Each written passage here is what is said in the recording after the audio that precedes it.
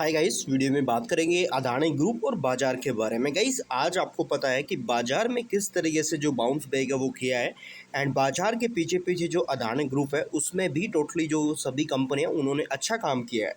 सो क्या latest news है, क्योंकि कल तो गाइस हमने देखा कि बाजार बड़ा प्रेशर में था एंड बाजार फिर से अच्छी खासी पॉजिटिविटी में दिख रहा है।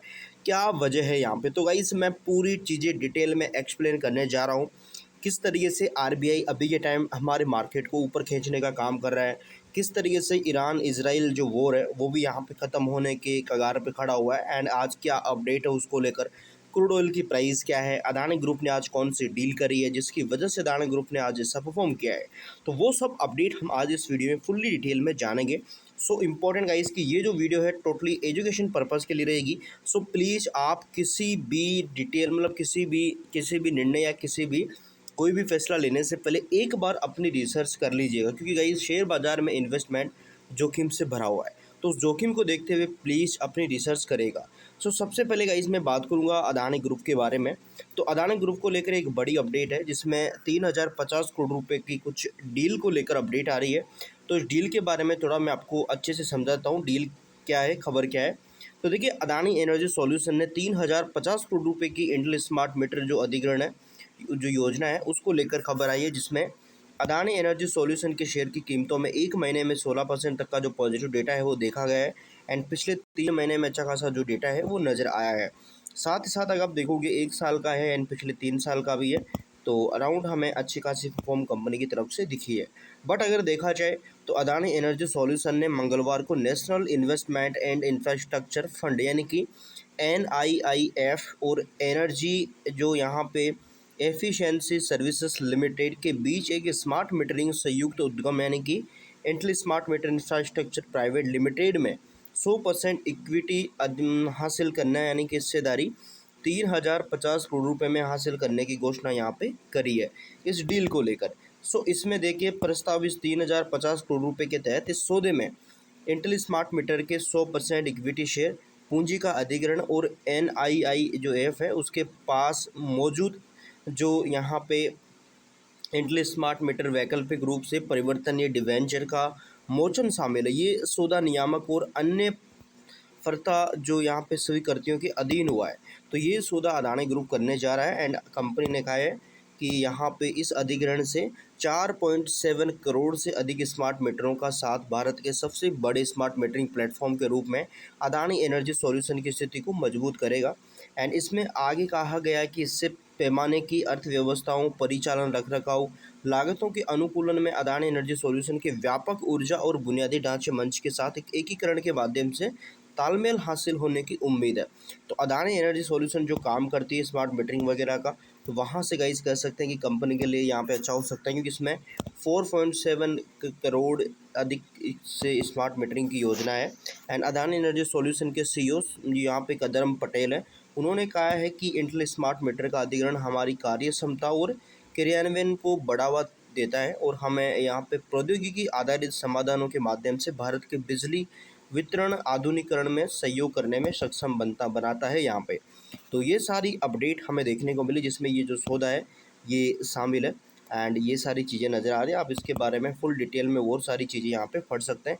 बट अब मेन पॉइंट आता है बाज़ार को लेकर कि भाई बाज़ार में क्या चल रहा है, आज बाज़ार में किस तरीके से पॉजिटिव डेटा देखने को मिल रहा है, रीजंस क्या है। तो आप यहाँ पे देख सकते हैं कि देखिए, आज भारतीय शेयर बाज़ार में पॉजिटिविटी देखने को मिल रही है, जिसका मुख्य कारण कच्चे तेल है।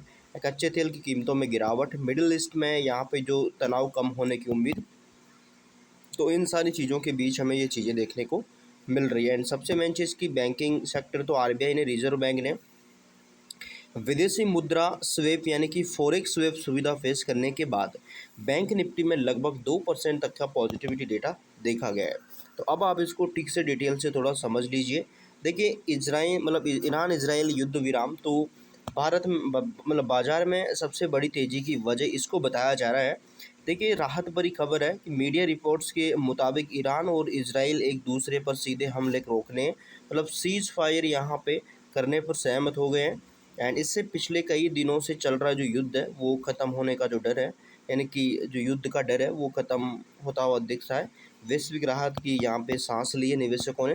कच्चे तेल की कीमतों में गिरावट। तो मिडल ईस्ट में तनाव कम होने की अंतर्राष्ट्रीय बाजारों में कच्चे तेल की कीमतों में भी गिरावट दर्ज की गई। ब्रेंट क्रूड का भाव गिरकर 92.75 प्रति बैरल डॉलर के हिसाब से देखने को मिल रहा है। भारत अपनी ज़रूरतों का 80% जो ज़्यादा जो क्रूड ऑयल आयात करता है, इसलिए तेल का जो रास्ता होना, अगर तेल का रास्ता साफ होता है तो अर्थव्यवस्था और कंपनियों में मार्जिन के लिए बहुत बड़ी सकारात्मक खबर देखने को मिल सकती है। इसके बाद बैंकिंग सेक्टर का क्या सीन है भाई, इसका क्या इन्वॉल्वेशन है। तो बैंकिंग सेक्टर और आरबीआई की नई गाइडलाइन, तो मार्केट में देखिए ऊपर खींचने का सबसे बड़ा हाथ बैंकिंग शेयर्स का बताया जाता है। निफ्टी पीएसयू बैंक इंडेक्स में लगभग 3.6 और निफ्टी में 2% तक का पॉजिटिव डेटा देखा गया। इसका कारण ये है कि रिजर्व बैंक यानी कि आरबीआई ने एफसीएनआर यानी कि डिपॉजिट और एक्सटर्नल कमर्शियल बोरोइंग्स यानी कि स्कीम को लेकर गाइडलाइन जारी करी है।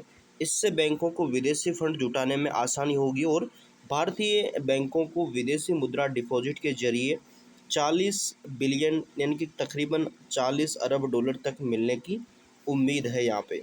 तो इसके चलते बाजार आज अच्छा फॉर्म कर रहा है। भारतीय रुपये में मजबूती, तो यहाँ पे आप देखेंगे 25 पैसे की मजबूती देखकर यहाँ पे 95.36 के स्तर पर हमें रुपया बंद होता हुआ देखने को मिल रहा है। रुपये की मजबूती से विदेशी संस्थागत निवेशकों ने भरोसा दोबारा लौटा है यहाँ पे। इसके बाद ग्रीन एनर्जी और ऑटो सेक्टर में भी यहाँ पे अच्छा खासा जो पॉजिटिव डेटा है वो देखा गया है। तो ये सारी चीज़ें हैं। इसके बाद अगर आप इसको न्यूज़ में देखेंगे यहाँ पे, तो गाइस यहाँ पे भी आपको देखने को मिल जाएगा, जिसमें आप देख सकते हैं बाज़ार को लेकर क्या खबरें हैं यहाँ पे। तो देख सकते हैं आज सेंसेक्स किस तरीके से, बाज़ार ने किस तरीके से काम किया है। तो ये रीज़न्स है, इसकी वजह से आज बाज़ार पॉजिटिव गया। एंड बाज़ार में हाल ही में आपको पता है कि कल बाज़ार नेगेटिव था, देन उस नेगेटिविटी के साथ अदानी ग्रुप ने भी थोड़ा बहुत नेगेटिव डेटा दिखाया। बट आज एक खबर अदानी ग्रुप की पॉजिटिव, दूसरी तरफ बाज़ार पॉजिटिव। तो इन सारी चीज़ों के चलते अदानी ग्रुप का जो परफॉर्म है इस तरीके से रहा है। सो अगर आगे कोई गुड न्यूज़ या अपडेट या न्यूज़ कुछ आता है अदानी ग्रुप या बाजार को लेकर, तो मैं आपको अपडेट करने की कोशिश करूंगा। आप चैनल को सब्सक्राइब कर सकते हैं, बेल आइकन को प्रेस कर सकते हैं, ताकि आपको आगे अपडेट मिलते रहे। बाकी गाइस एक बार अपनी रिसर्च जरूर करें कोई भी डिसीजन लेने से पहले, क्योंकि शेयर बाजार में इन्वेस्टमेंट करना जोखिम से भरा हुआ है। तो जोखिम को देखते हुए रिसर्च करना मिस मत करेगा। So thank you for watching guys.